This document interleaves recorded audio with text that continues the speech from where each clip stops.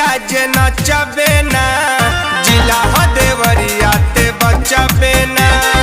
ओही बबुआन के जे जचबे ना जिला हो देवरिया ते बचबे ना बुझले।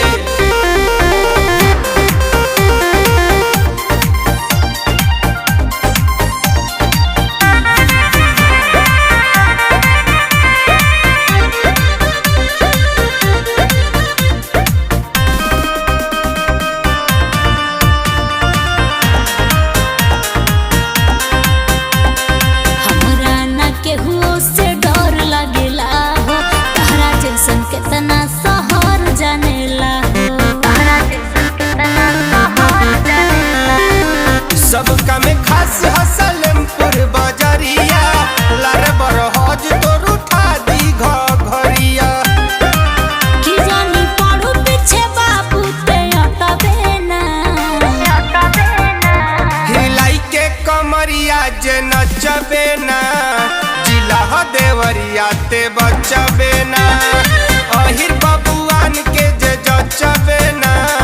जिला हो देवरिया ते बचबे ना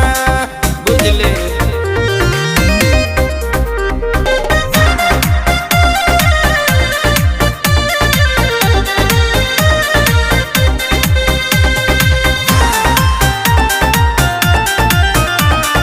इतना ना बाबू ते बोल बढ़ू बढ़ के करुमा जाल बाजे छुई हमके चढ़ के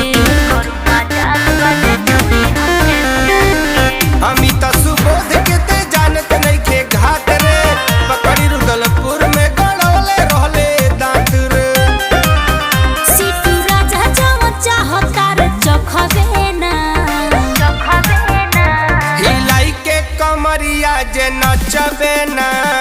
जिला हो देवरिया ते बचबे ना अहिर बबुआन के जे जचबे ना जिला हो देवरिया ते बचबे ना बुझले।